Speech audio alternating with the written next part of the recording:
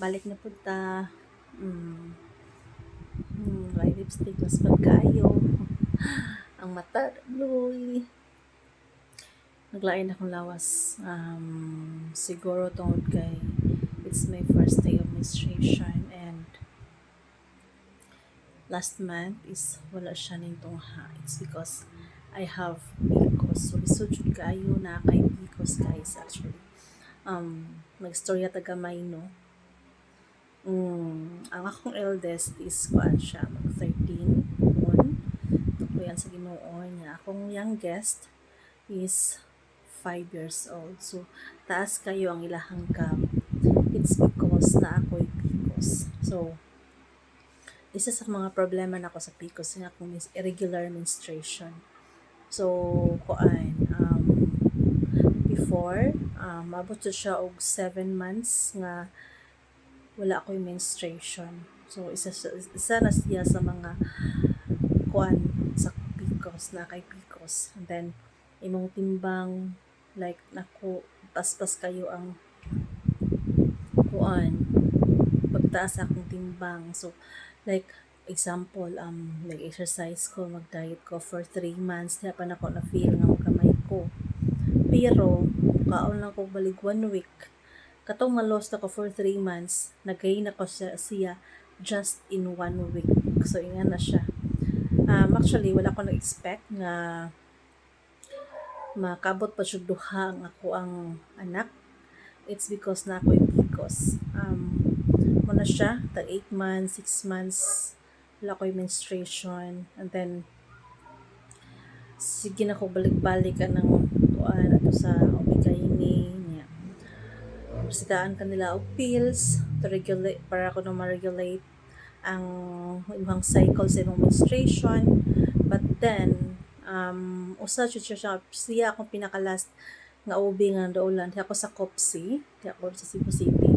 Di ako ato, nilain og OB-GYN nga makaon sa imo ha, entertain sa imo ha, kaya masige makatog pa TVS.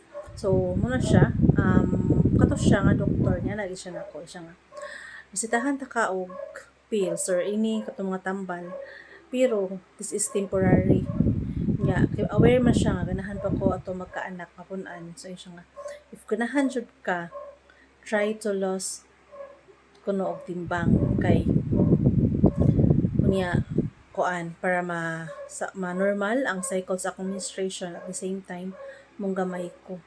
And that was year 2018.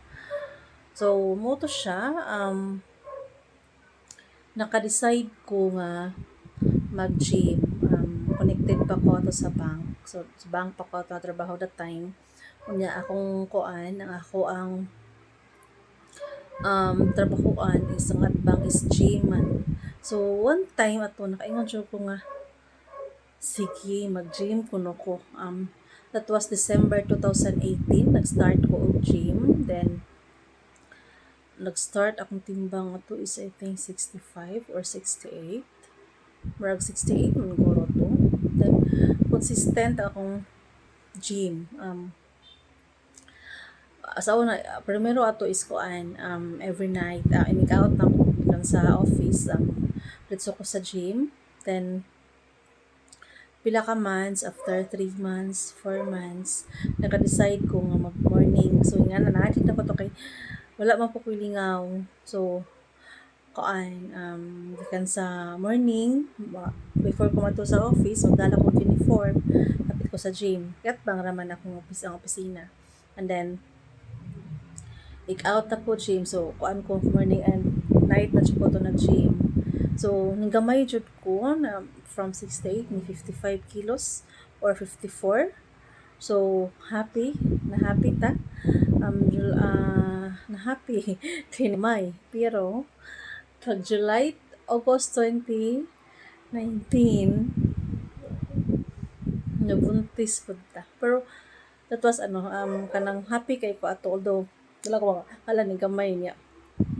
Ni gamay na unta, pero, nako ang football mo. Nako na po taning balik. Pero, blessing jud kay to siya. Muna nga mo ang kana si Inday.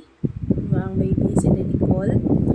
Siya na siya ang sa result katong ga-gym ko. So siya man nakaduha jud taon kalayan sa Ginoo. So muna siya sa mga naay PCOS diha dili lang siya magpakawala sa paglaom no. Although karon ibalik na pud akong PCOS kay yun dako na po balik. Mo lagi lisod kay siya sa part natong mga nay mga PCOS kay lisod pagpagamay sayon pagpadako mo siya. Unya, menstruation na dili lalim pero laban lang. Daghan pa tag mga pamation ana nya. Daghan jud daghang mingon kadako na nimoy. They don't know our struggles. You don't know our struggles. Muna siya. So um hoping nga unta pod everyone unta aware about PCOS and dili sila judgmental sa ato ang dako na kay ka bla bla bla bla kay ka stress pa sa mga samot honestly. So muna siya nalagot na strong wala ako na strong na explain ako sige bye